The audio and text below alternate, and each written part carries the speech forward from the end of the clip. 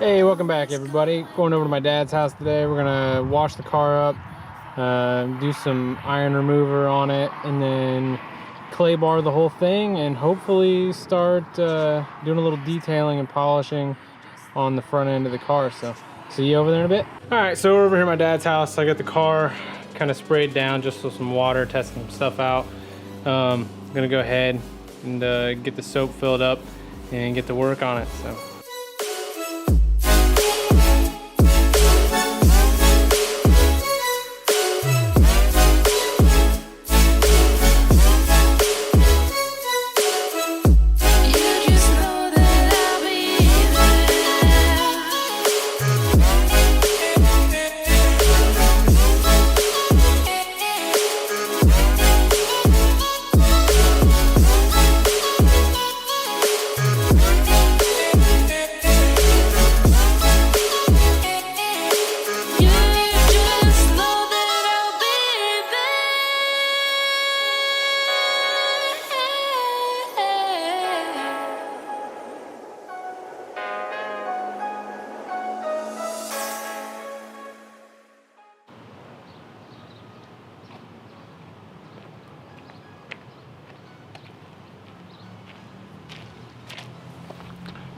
All right, so we got all the washing done, got the iron remover done.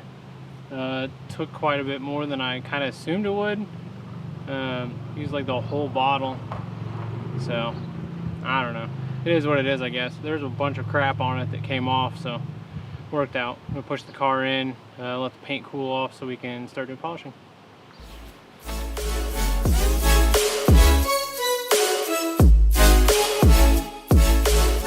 Alright, got the car washed, got the iron removal done. We're gonna clay bar it. Got a little piece here, got some clay lube over there. Paint's cooled off, so I feel comfortable doing this now. So let's get to it. By the way, I got these super dope towels that my buddy made. Get it in focus. Use sublimation to make these, but these are pretty sweet. Made me a couple of them. Use them for getting the clay residue off, and when we do the polishing, they're for getting the polish residue off as well.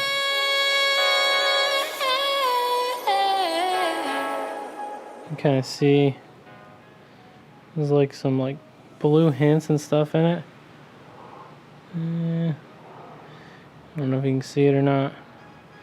There's I don't know what it is, but you knead it up.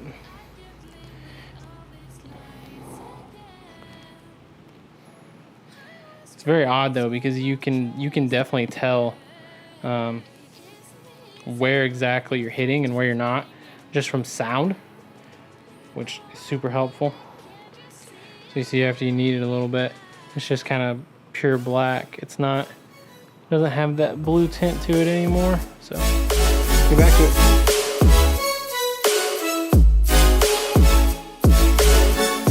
So what we're going for here is basically getting the paint as smooth as we possibly can before we start cutting any of this.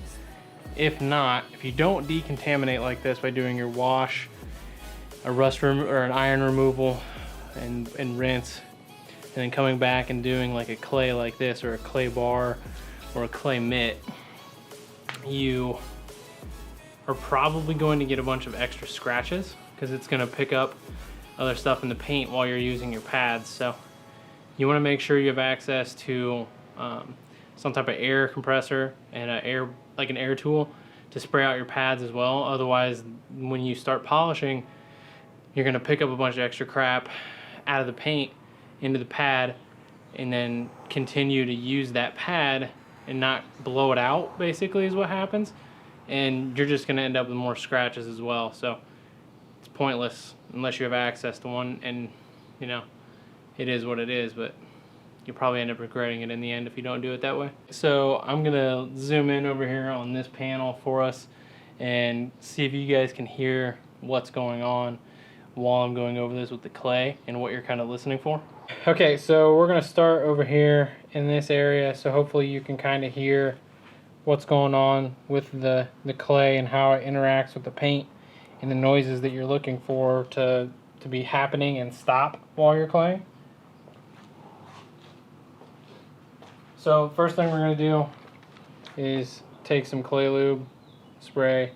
There's probably plenty of other stuff out there you can use. This is just something I had left over from other projects. Just going to lightly spray it. Boop. Mist it on. And you're going to take your clay. You're going to try to flatten it out. Make it into, I don't know, about the size of your palm, kind of. Something like this.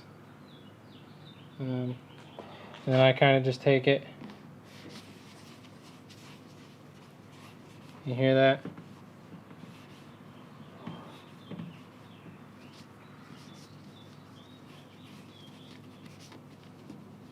You can kind of feel too where there's spots. Like I can feel a spot right here, but that looks like some like old paint almost. You can just come back and forth and work it around to these edges.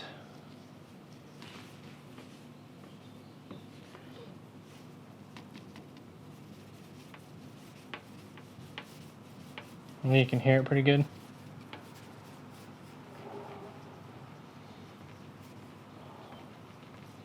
And you can see it's got quite a bit of residue.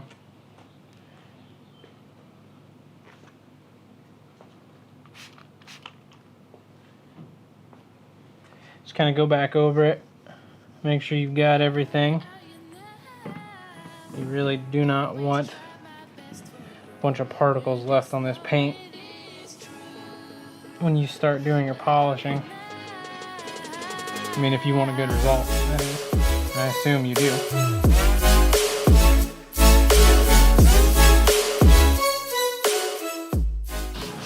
Rough, smooth. Like it's crazy. That's what you want, though.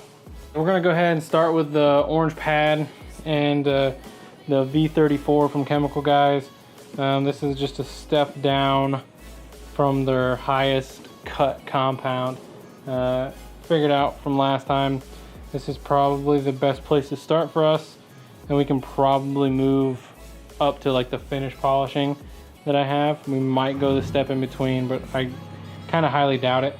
So we're gonna start back here in this corner, work in a 2x2 area, and that'll be that. Let's go.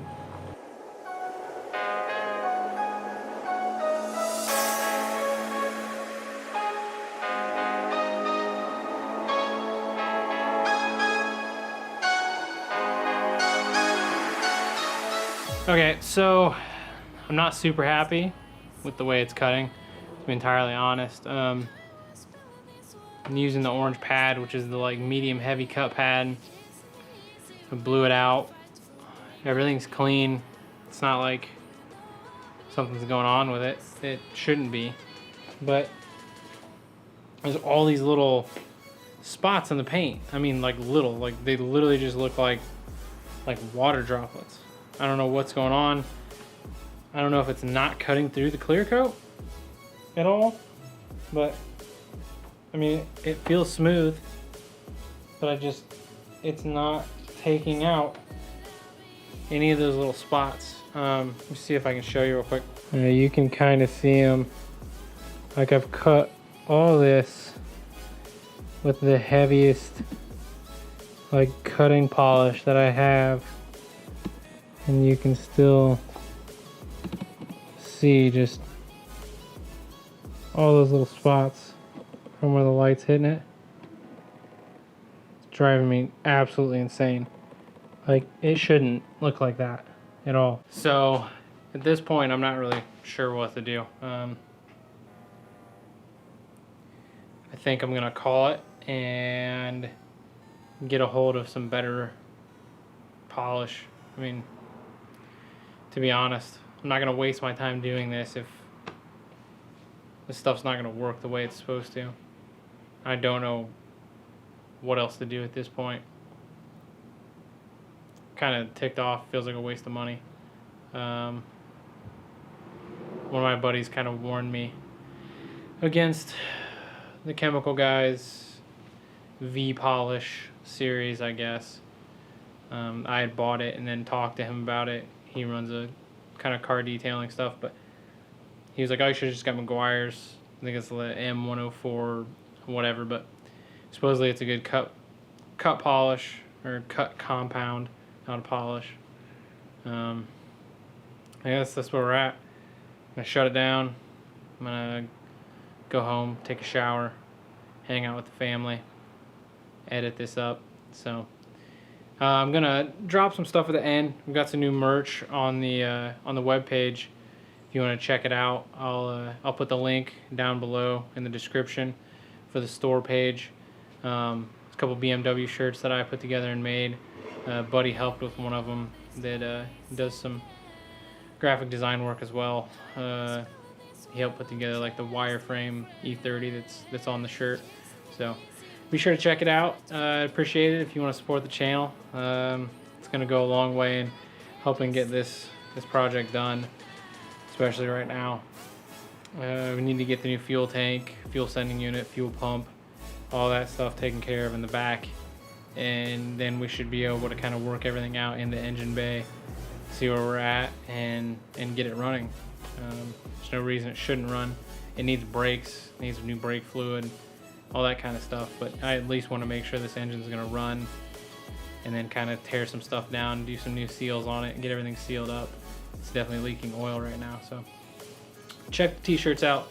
I'll put them across here so you can see, and check them out. There's two different ones. There's the wireframe E30 Unleashed shirt, and then there's a E30 Unleashed M. That's the M Unleashed, so it's pretty dope. I like it. It's probably my favorite one I've ever done. Let me know what you think below. Like I said, I'll leave the store link in the description. Check them out. Appreciate it.